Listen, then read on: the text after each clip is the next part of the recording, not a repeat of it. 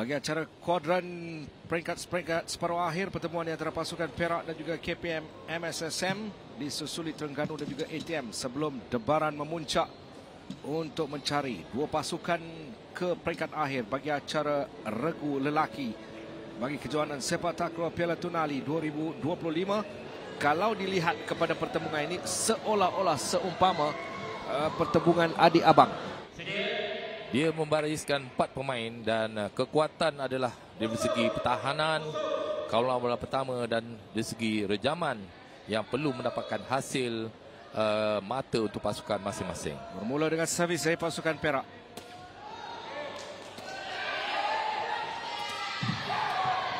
Dalam permainan. Kali ini berjaya dari Alif Najmi. Ya, rejaman yang pertama dapat dihasilkan oleh sedang menghadapi masalah dari segi servis.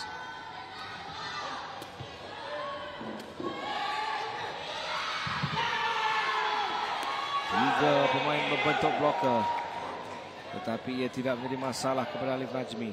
Yang perlu diberi perhatian untuk mana-mana pasukan kerana dari segi kemampuan yang ada pada pemain-pemain MSSM ni, beliau layak pada suatu hari nanti. 6 sama.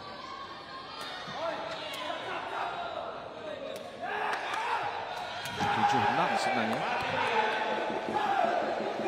Ada sedikit kesilapan di Mazrul Aziz.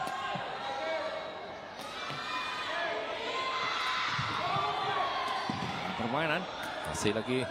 sekali lagi KPM MSSM. Kali ini baik.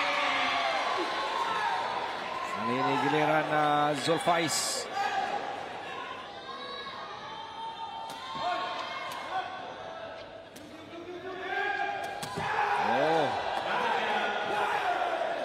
Bola yang langsung tidak ada cabaran dari mata ke-14. Dalam permainan.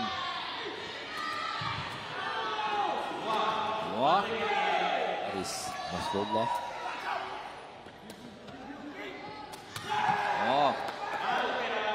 tidak ada belas kesian dari Natapong. Rejaman kelajuan terus mencari di posisi badan.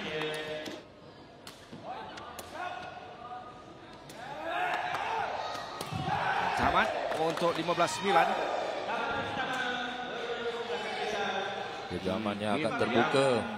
Pertama. Dilakukan oleh Mazrul. Cemerlang sekali dapat memberi tentangan semula kepada pasukan Perak. Jadi kita akan dapat saksikan ada rejaman yang pertama daripada Mazrul.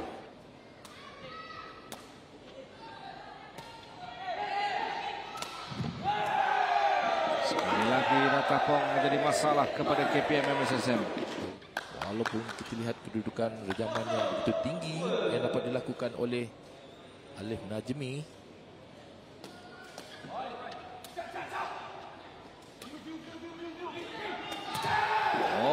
Ya.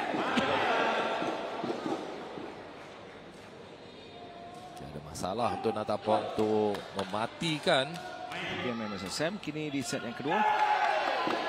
Mata yang ke-6 baru saja diraih melalui servis Ashraf.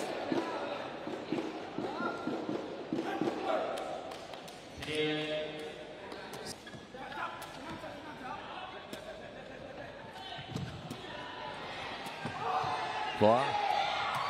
Dan mata pertama berjaya juga diraih. Dari kesilapan Mazrul membuat satu tapping yang dapat dibaca oleh pemain-pemain MSSM.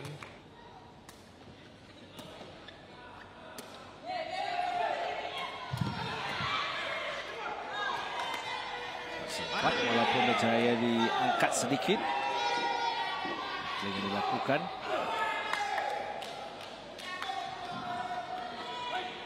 Faris berjaya kali ini servis yang dilakukan oleh Faris, mencari Faris Nasrullah. Nomor 11 Sekali lagi dah tapung. Menjadi pemusnah untuk Perak menambah mata.